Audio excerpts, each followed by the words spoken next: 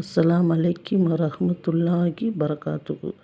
இன்றைக்கி வீடியோவில் நம்ம என்ன பார்க்க போகிறோம்னு கேட்டிங்கன்னா, நம்ம இன்றைக்கி காலகட்டத்தில் பார்த்திங்கன்னா தாய் தகப்பன் அனைவரும் சொல்லக்கூடிய ஒரே வார்த்தை, என்னோடய பிள்ளை என்னோடய பேச்சை கேட்க மாட்டேங்குது, நான் சொல்கிற மாதிரி என்ன செய்ய மாட்டேங்குது, நடக்க மாட்டேங்குது. எவ்வளோ தான் நம்ம அதுகளுக்கு புத்திமதி சொன்னாலும், இஸ்லாம் முறைப்படி நட என்று சொன்னாலும், கால சூழ்நிலையும் கையில் உள்ள செல்ஃபோனும் இன்ஸ்டாகிராமும் என்ன செய்யுது, பிள்ளைகளை வழி கெடுத்து கொண்டே தான் இருக்கிறது. ஷைத்தான் எந்த அளவுக்கு பிள்ளைகளை வழி கெடுக்கிறான்னு நம்ம சொல்ல வேண்டியதில்லை. அந்த அளவுக்கு இன்றைக்கி உள்ள காலகட்டத்தில் ஆண் பிள்ளைகளாக இருக்கட்டும், பெண் பிள்ளைகளாக இருக்கட்டும் என்ன செய்யுதுங்க, ஒரு எல்லை மீறி போய் கொண்டு இருக்கின்றன. அதை பார்க்குறப்ப தாய் தகப்பனுக்கு என்ன செய்யுது, மன கஷ்டங்களும் மன வேதனைகளும் மன துன்பங்களும் என்ன செய்து ஏற்படுது.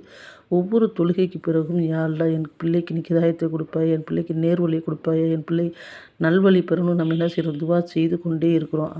அதே மாதிரி தாய் தகப்பனும் என்ன செய்யணும், அந்த பிள்ளைகளுக்கு நல்வழிகளை தான் சொல்லிக்கிட்டு இருக்காங்க.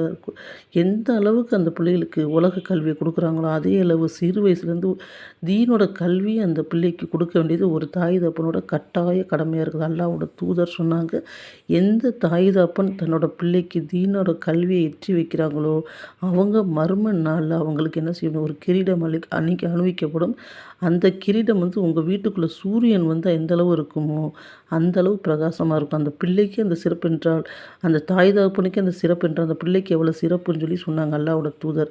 மேலும் சொன்னார்கள், எந்த தாய் தகப்பனுக்கு ஒரு பிள்ளை பெண் பிள்ளையோ, 2 பெண் பிள்ளையோ, 3 பெண் பிள்ளையோ இருந்தால் அந்த பெண் பிள்ளைகளை ஒழுக்கத்துடன் வளர்த்து நல்ல முறையில் என்ன செய்கிறாங்க, திருமணம் செய்து வைக்கிறார்கள் ஒழுக்கத்துடன்.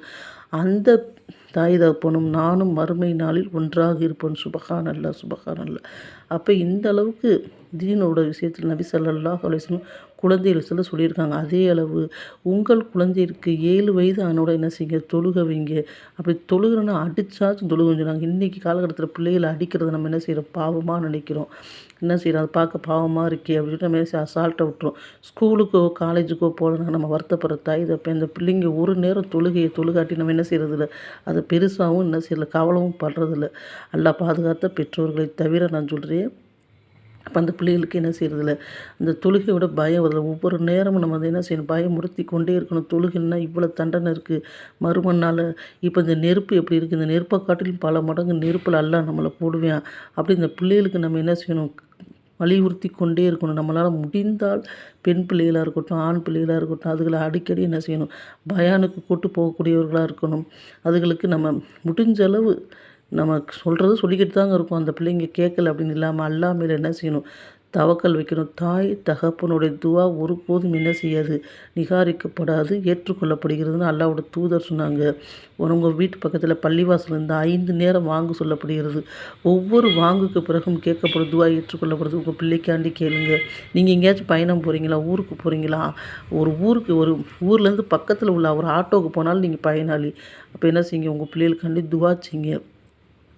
இப்போ நான் போட்டு வர இந்த துவா மிகவும் சக்தி வாய்ந்த துவா. நபி இப்ராஹிம் அலைஹிஸ்ஸலாம் அவர்கள் தன் பிள்ளைகளுக்காகவும் மனைவிக்காகவும் கேட்ட ஒரு சிறந்த துவா. உங்கள் பிள்ளைங்க உங்கள் பேச்சை கேட்கணும், உங்கள் சொல்படி நடக்கணும், நீங்கள் நினைத்த மாதிரி இந்த பிள்ளை வரணும்னா பொறுமையை கொண்டும் தொழுகை கொண்டும் உங்கள் இறைவனிடத்தில் இரு கரங்கள் ஏந்தி இந்த துவாவை நீங்கள் என்ன செய்யுங்க, ஒவ்வொரு ஃபர்லு தொழுகைக்கு பிறகும் ஓதிட்டு வாங்க. அப்போ அல்லாஹ் சுப்ஹானஹு வ தஆலா நாளடைவில் உங்கள் பிள்ளைக்கு கண்டிப்பாக ஆண் பிள்ளையாக இருந்தாலும் பெண் பிள்ளையாக இருந்தாலும் என்ன செய்வான், ஒரு மாற்றத்தை கொடுப்பான். இப்போ காலகட்டத்தில் அந்த பிள்ளைங்க எல்லா நேரமும் அந்த செல்ஃபோனும் கையுமா இருக்கிறத பார்த்தா மன வேதனையாகவும் மன கஷ்டமாகவும் இருக்குது. சொல் பேச்சு கேட்காம தாய் தகப்பனை ஏற்றி பேசிக்கொண்டு தாய் தகப்பனோட அருமை தெரியாமல் அந்த பிள்ளைங்க இருக்காங்க. நம்ம அல்லாட்ட அதுகளுக்காண்டி பாவ மன்னிப்பு கேட்டு, என் பிள்ளைக்கு ஹிதாயத்தை குர்றா யா அல்லாஹ், என் பிள்ளைக்கு ஈமானை குர்றா, என் பிள்ளைக்கு நேர்வழியை குர்றா அப்படின்னு சொல்லி நம்ம என்ன செய்யணும், அல்லாஹ்விடத்தில் இந்த துவாவை ஓதி நம்ம என்ன செய்யணும், அல்லாஹ்விடத்தில் இரு கரங்கள் ஏந்தி துவா செய்யக்கூடியவங்களா இன்ஷா அல்லாஹ் இருக்கணும். அல்லாஹ் சுப்ஹானஹு வ தஆலா எப்படிப்பட்டவர்களுக்கும் ஒரு மாற்றத்தை கண்டிப்பாக தந்துவிடும். எப்படிப்பட்ட மனிதர்களையும் அல்லாஹ் மாற்றக்கூடியவனாக இருக்கிறான். எவ்வளவோ மோசமாகவும் இவரெல்லாம் மனிதரா, இவரால் திருந்துவாரான்னு சொன்ன மனிதரை கூட அல்லாஹ் சுப்ஹானஹு வ தஆலா மாற்றியிருக்கேன். எத்தனையோ சஹாபாக்களாக இருக்கட்டும், எத்தனையோ மனிதர்களாக இருக்கும் மாற்றத்தை அல்லாஹ் கொடுத்துருக்கேன். நம்ம பிள்ளை கண்டிப்பாக அல்லாஹ் மாற்றத்தை தருவான். அல்லாஹ் சுப்ஹானஹு வ தஆலா நம்ம பிள்ளைக்கு ஒரு மாற்றத்தை தருவான் என்ற நம்பிக்கையில் இந்த துவாவை நம்ம என்ன செய்வோம், ஒவ்வொரு ஃபர்லு தொழுகைக்கு பிறகும் ஓதி அல்லாஹ்விடத்தில் நம்ம என்ன செய்வோம், நல்ல ஒரு சாலிக்கான பிள்ளைகளை நம்ம சாலிக்கான பிள்ளைகளே மாற்றக்கூடிய பாக்கியத்தை தந்துருவானாக அல்லாண்டு அல்லாஹ் துவா செய்வோம். ஆமீன் ஆமீன் யா ரப்பல் ஆலமீன். அஸ்ஸலாமு அலைக்கும் வரஹ்மத்துல்லாஹி பரகாத்துஹு.